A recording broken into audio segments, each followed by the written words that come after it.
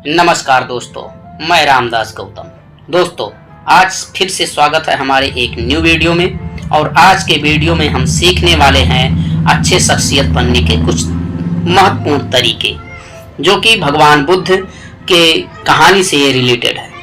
भगवान बुद्ध के जीवन से ये रिलेटेड कहानी है, जिससे हम सीखेंगे अच्छे इंसान बनने के ऐसे 10 तरीके हम आपके सामने शेयर करेंगे, जिसे आप जान जाएंगे, अपने जीवन में अगर लागू करेंगे तो आप एक अच्छे इंसान बन सकते हैं।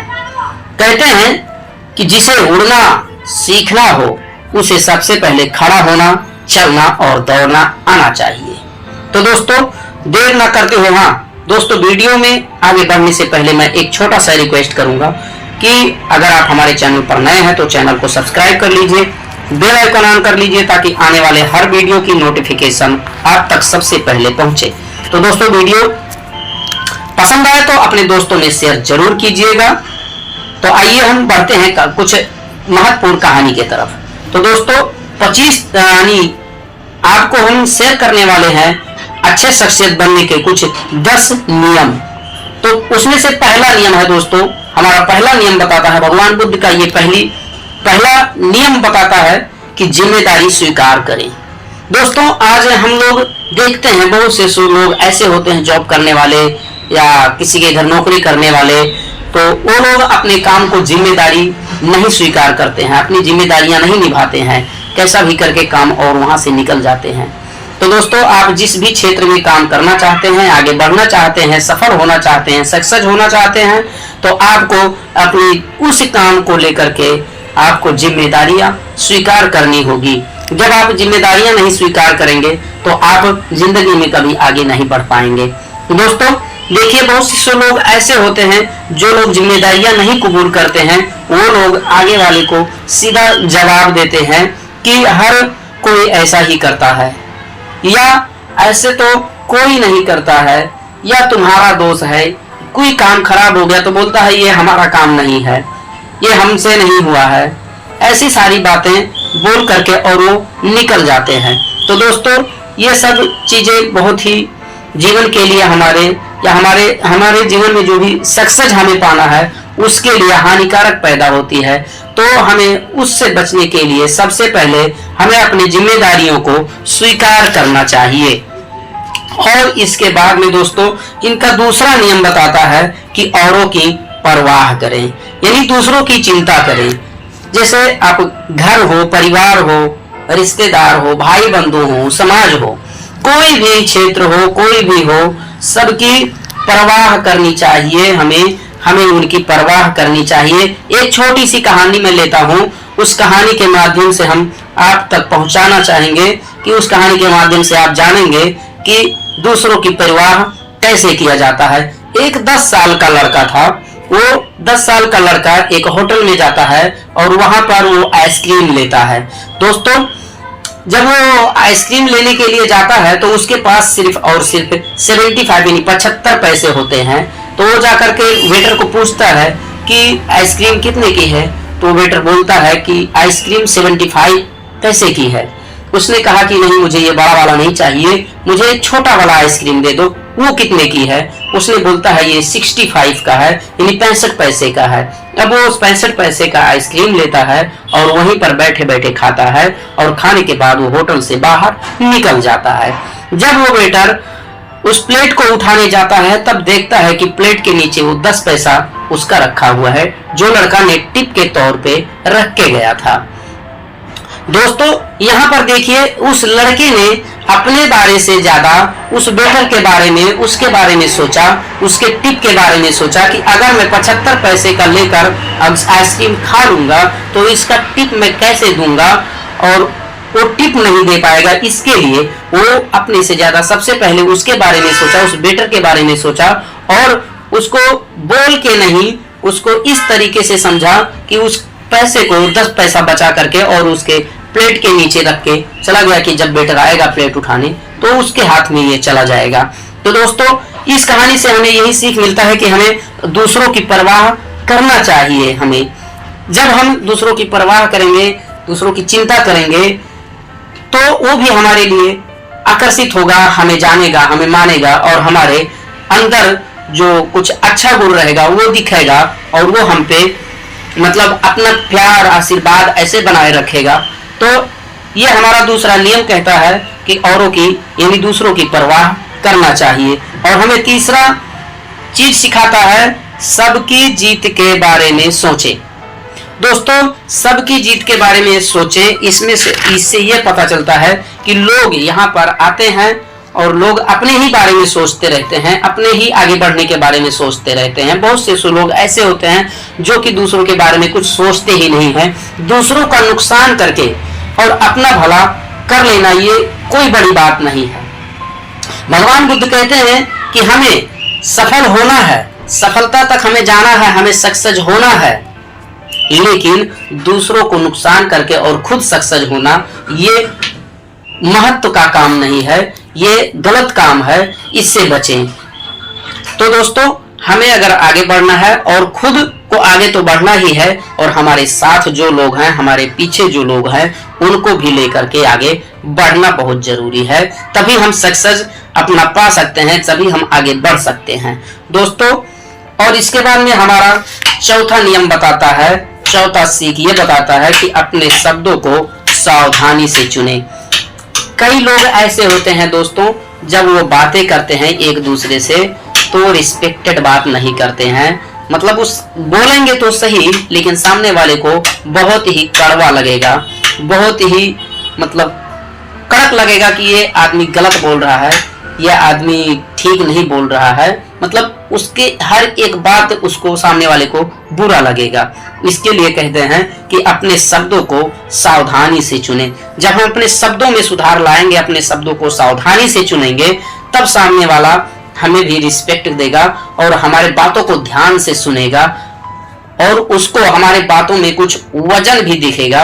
यह हमारा चौथा नियम बताता है कि अपने शब्दों को सावधानी से चुनें। और सावधानी से चुनने के बाद जब सामने वाले से आप बात करेंगे, किसी भी चीज के बारे में, आप बिजनेस के बारे में बात करेंगे, आप किसी भी क्षेत्र के बारे में आप बात करेंगे, तो आपको रिस्पेक्ट देगा, आपकी इज्जत करेगा और आपके बातों को गौर से सुनेगा। और इसके बाद हमारा पांचवा नियम बताता है, आलोचना और शिकायत ना करें। दोस्तों देखो, हमें आगे बढ़ने के लिए दूसरों की आलोचना, दूसरों की बुराई करना बहुत बेकार बात है। दूसरों की बुराई नहीं करना चाहिए। आज हम देखते हैं बहुत से लोग ऐसे होते हैं जो हमेशा एक दूसरे की बुराइयां करते रहते हैं, एक दूसरे से जलन रखते हैं, एक दूसरे से घृणा करते रहते हैं। लेकिन तथागत गौतम बुद्ध बोलते हैं कि घृणा नहीं करना चाहिए, करुणा मैत्री भाव होना चाहिए। हमें दूसरों की शिकायत उसे नीचे गिराने के लिए, अपना ऊपर उठने के लिए नहीं करना चाहिए। हमें चौथा सीख ये बताता है कि हमें किसी की शिकायत या किसी की आलोचना नहीं करना चाहिए। अगर हम किसी की आलोचना कर रहे हैं तो उसको, उसकी आलोचना के पीछे उसके फायदे भी होने चाहिए जो सामने वाले को अच्छा लगे, ऐसी आलोचना करें। किसी चार आदमी के बीच में किसी का इज्जत पे उछालना नहीं चाहिए, किसी की बेइज्जती नहीं करनी चाहिए। ऐसे सब चीजें, छोटी छोटी बातें हैं जो दोस्तों हमें आगे बढ़ने से रोकती हैं, हमारी जिंदगियों को बर्बाद कर देती हैं। हम जिस भी क्षेत्र में आगे बढ़ना चाहते हैं, सफल होना चाहते हैं या सक्सेस होना चाहते हैं, तो हमें सक्सेस नहीं होने देते हैं। तो ये हमारा पांचवा नियम बताता है कि आलोचना और शिकायत किसी का न करें, उससे बचें। और दोस्तों इसके बाद में हमारा जो छठवां नियम बताता है मुस्कुराए और दयालु बने। दोस्तों देखिए, जब हम मुस्कुराते हैं, हर किसी के ऊपर दया बनाते हैं, तथागत गौतम बुद्ध ने बताया है कि करुणा मैत्री भाव होनी चाहिए और करुणा से आप किसी को भी जीत सकते हैं। दयालु बने, किसी के ऊपर भी दया दिखाएं। जब आप दया दिखाएंगे तो आपके अंदर जो आपकी आत्मा होती है वो दयालु हो जाएगी, कोमल हो जाएगी और आप एक बहुत ही अच्छे इंसान उभर कर आएंगे। आपकी सोच पर भी ये प्रभाव पड़ेगा, आप अच्छा विचार आपके अंदर अच्छे से अच्छे विचार उत्पन्न होंगे और आप किसी भी क्षेत्र में आसानी से सक्सेस पा सकते हैं, सफल हो सकते हैं दोस्तों। और इसके बाद में हमारा जो 7वां नियम बताता है कि दूसरों के व्यवहार का सही अर्थ निकालें। दोस्तों ऐसे बहुत से लोग होते हैं जो मतलब डबल मीनिंग की बात होती है, वहां पर डबल मीनिंग की बात आती है कि सामने वाला तो बात सत्य बोलेगा, सही बोलेगा, लेकिन लोग उसके मतलब को गलत तरीके से पेश कर देते हैं, जिससे उसे शर्मिंदगी महसूस होने लगती है। तो दोस्तों ऐसी सारी बातें आप कभी भी ना करें अपने जीवन में। एक दूसरे को रिस्पेक्ट करें और उसके व्यवहार में जो उसके अर्थ निकलते हैं उसको गलत तरीके से ना पेश करें, ताकि उसको शर्मिंदगी ना महसूस हो। अगर वो कुछ गलत भी कर रहा है तो उसको सुधारने का मौका दें और उसको बताएं कि भाई ये ऐसा मत करो, ये गलत है, ये ऐसा करोगे तो सही होगा। आप जब एक दूसरे को साथ देंगे, एक दूसरे का हेल्प करेंगे, तो आपका भी कोई हेल्प करेगा और आप आगे बढ़ सकते हैं किसी भी क्षेत्र में। तो दोस्तों इसके बाद में हमारा जो 8वां नियम बताता है, अच्छे श्रोता बने, अच्छे इंसान बने। हम लोगों को अक्सर कहते सुनेंगे कि बातचीत की कला मर रही है, लेकिन क्या हमको नहीं लगता कि अच्छा श्रोता मिलना काफी मुश्किल है? वास्तव में एक अच्छा श्रोता काफी मूल्यवान होता है। खुद से ये सवाल करें, हमको कैसे लगता है जब हम चाहते हैं कि कोई व्यक्ति हमारी बात सुने, लेकिन वह सुनने से ज्यादा बोलते हैं। देखिए दोस्तों, इसका कहने का मतलब यह है, अच्छा श्रोता बनने का मतलब यह है कि आप कहीं भी जा रहे हैं, किसी भी समाज में बोल रहे हैं या किसी भी मीटिंग में बोल रहे हैं, कहीं 4 लोगों के बीच में आप बातें कर रहे हैं, तो वहां पर जो लोग इकट्ठे हुए हैं उन लोगों की बातों को ज्यादा सुने और अपना खुद कम बोलें। जब दोस्तों आप दूसरों के बातों को ज्यादा सुनेंगे, ध्यान से सुनेंगे, गहराइयों से सुनेंगे, तो आपको समझ में आएगा और उसके बाद में जब आप बोलना शुरू करेंगे तो लोग आपकी बातों को गहराई से समझेंगे, ध्यान से सुनेंगे। हमारी पहली बात पर ही ये अहमियत प्रकट करते हैं, वह हमको हर कदम पर टोक देते हैं। जैसे बहुत से लोग ऐसे होते हैं कि आप 4 लोग अगर बात कर रहे हैं, बात करते करते बीच में लोग टोक देते हैं। तो दोस्तों बीच में टोकना नहीं चाहिए किसी को। जो सामने वाला बोल रहा है तो उसके बातों को पूरा होने दीजिए, उसके बाद में आप जवाब दीजिए, बीच में जवाब मत दीजिए। तो ये हमारा 8वां नियम बताता है कि अच्छे श्रोता बने, और जब आप किसी से बात करते हैं तो बीच में बोलिए मत, कम बोलिए और ज्यादा सुने। ये हमारा 8वां नियम बताता है दोस्तों। और इसके बाद में हमारा 9वां नियम बताता है कि उत्साही बने। उत्साही बनने का मतलब है बिना उत्साह के कभी कोई बड़ा काम नहीं कर सकता है, कोई बड़ी सफलताएं नहीं हासिल कर सकता है, कोई सक्सेस नहीं हो सकता है। दोस्तों उत्साहित जिस काम को आप करना चाहते हैं, जिस क्षेत्र में आप आगे बढ़ना चाहते हैं, उसको पूरे मन और लगन से आप काम करिए, उसमें अपने आप को पूरी तरह से डूब जाइए। जैसे एक छोटी सी कहानी के माध्यम से हम आपको ये बातें समझाना चाहेंगे कि 2 दोस्त रहते थे और वो दोनों दोस्त कहीं घूमने गए तो एक तालाब में कूद गया और दूसरा आदमी भी उसको तालाब के अंदर पकड़कर डुबो दिया।